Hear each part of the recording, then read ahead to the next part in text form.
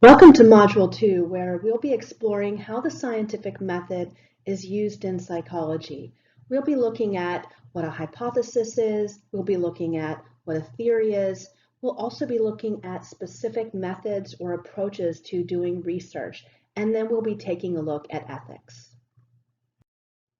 In the first part of this module, we're going to be exploring important concepts like theories and hypotheses, and we'll also be exploring the very significant value that the scientific method has in research in psychology.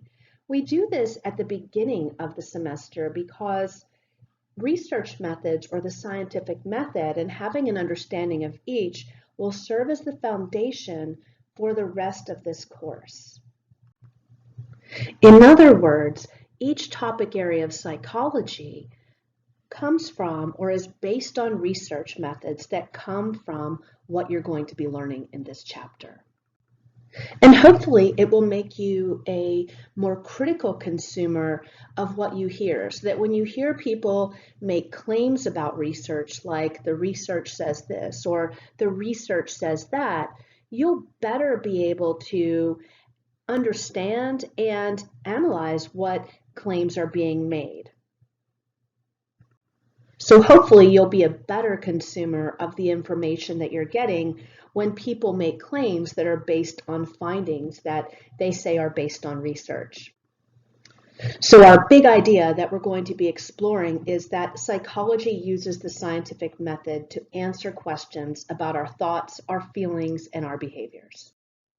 So in this first section, I'll be talking about the scientific method. And by the end of this section, you should have a good understanding of the difference between common sense and psychology. You should also have an understanding of the scientific method and the cycle of research. And you should also have an understanding of the important role of theories and hypotheses. So let's start with this first question. Do you think that psychology is really even necessary, or should we just be relying on common sense? And I'm asking this question because you'll often hear people say things like, oh, that's common sense. We don't need to test that, or we don't need to test this. We don't need to put forth all of this effort. Common sense is good enough. So let's take this common sense idea for a little bit of a spin. Let's ask a couple of questions and let's see what common sense tells us. So what attracts one person to another? What is it that makes us like one person more than we might like another? Well, common sense tells us that birds of a feather flock together.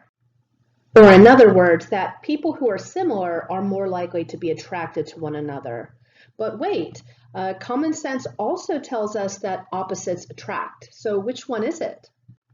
What does common sense tell us? So let's look at this question. How does age affect learning? Well, you can't teach an old dog new tricks. That's common sense, right? Or is it's never too late to learn? Which one is it? Well, they contradict one another. So did the last one. So what do we do with this? How do we address these contradictions? Common sense seems to leave us hanging. So science, and in particular psychological science, uses the scientific method to answer these questions. When we have questions, we test them. And we test the answers to these questions that we have. So what is the scientific method? Well, its focus is on testing. It's the process that we use to test hypotheses that address questions that we have of interest. It's an ongoing cycle of systematic observation and testing. So what does this cycle look like? Well, we observe the world around us, right? And when we make these observations as we're looking out at the world, like why does one person tend to be attracted to another person? What is the source of that attraction, or where does it come from? That's our observation. We want to understand. We want to know what is it that makes a person like another person. And so this then leads us to questions, right? It leads us to questions about the particular explanations for why it is that one person is attracted to another person. And so we begin to generate hypotheses or ideas of why things may be the way that they seem to be. And so then this leads to predictions, and then we can test these predictions.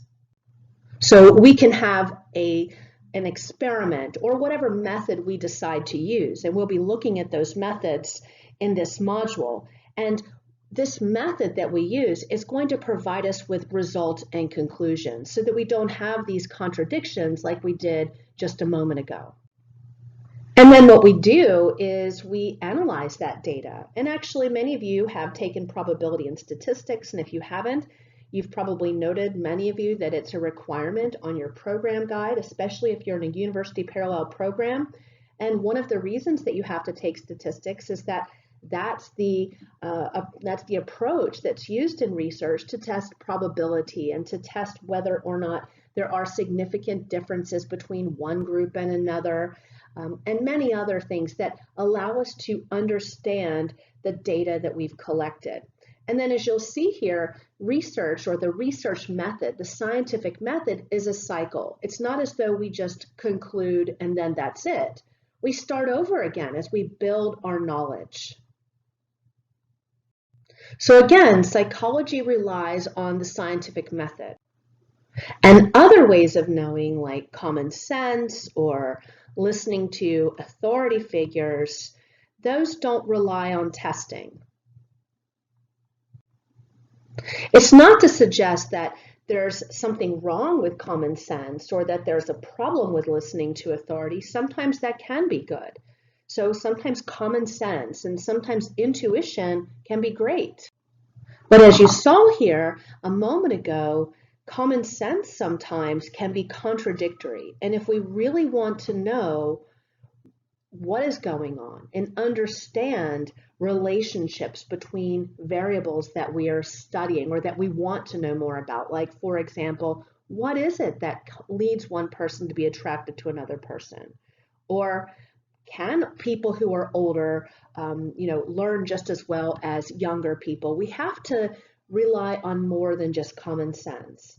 Each of us relies on common sense to a degree, but that common sense is generally rooted in our own previous experiences and our own biases. And so it's limited. And so if we really want to have a full picture of what is going on and understand these phenomena that we're interested in studying, we have to do more than rely on common sense or rely on authority. And when I say authority, I mean, you may be watching the news, or you might be reading the news or reading something online, and you need to be able to ask yourself, how did they test this? Is this relying on common sense?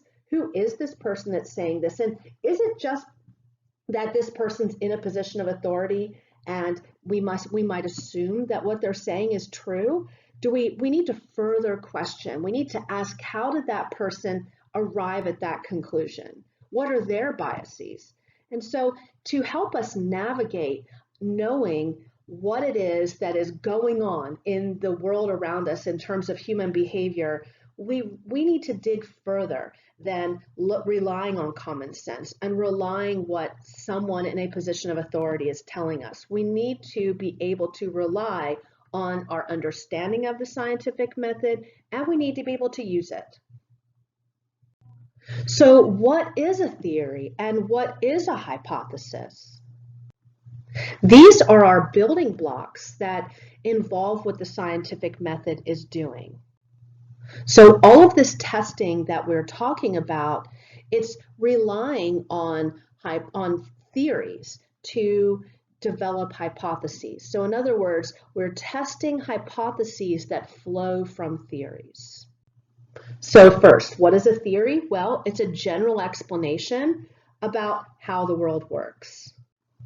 And they can be pretty specific. So what we're really looking at is, what is the relationship between variables that we're interested in the world around us? So variables are anything that can vary. So we might be interested, just as I mentioned a moment ago, we might be interested in attraction. We might be interested in age and learning. We might be interested in amount of sunlight exposure and mental health. Maybe we're interested in amount of melatonin that a person takes at night. Some of you may take melatonin, which is it's actually naturally produced in your body, promoting feelings of relaxation, and many people take it to help them to get a good night's sleep. So maybe we want to know more about this. So melatonin is a variable, and quality of sleep is another variable. And a hypothesis is a specific testable prediction about what will happen if the theory is correct.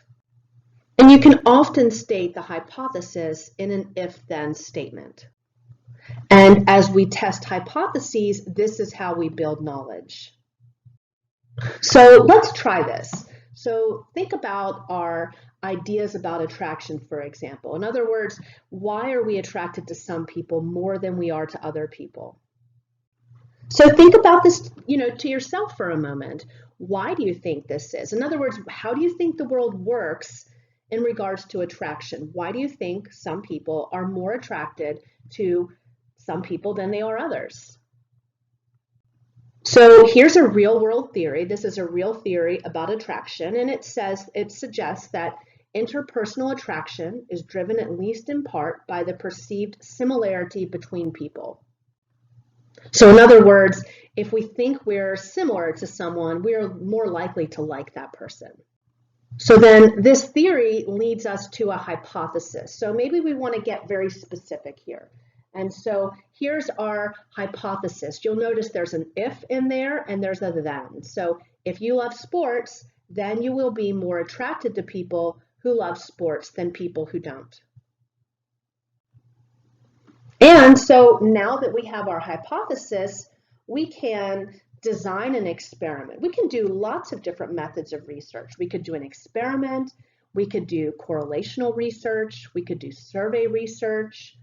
We're also going to be exploring research methods that involve naturalistic observation. We'll be looking at case studies, longitudinal research, and cross-sectional research. So we've talked about now theories and hypotheses and the importance of using the scientific method in psychology and the significant value that it has over relying on common sense or claims that are made by someone in a position of authority. We don't know what their intentions are. We don't know their own biases. We don't know if what they're saying is actually true. And so we really need to rely on using the scientific method or rely on reading articles that have relied on the use of the scientific method. So let's just think about this for a moment. How would we test this hypothesis? Well, how about a dating website? Could we look at your ratings on a dating website for how you've rated people? And then could we look at your own characteristics versus theirs? Could we look at large groups of people so that we have more generalizable findings? So we're actually using data here. And when we do this, again, we're able to use statistics to see if what we're finding is based just on random chance, or is there something significant actually taking place?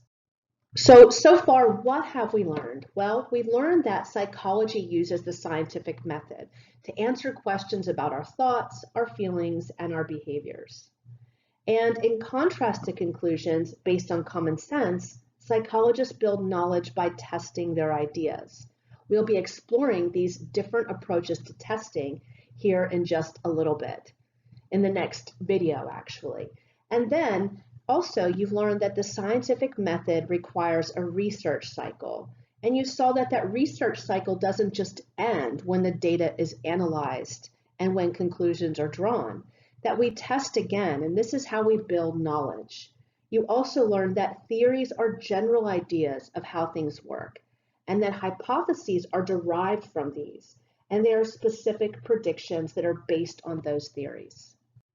So what's next? Well, in the next video, if you go to the course content page and you look at this module, you'll see that there's a video about research methods. So in the next video, you're going to learn about the various methods of research that are used to test hypotheses.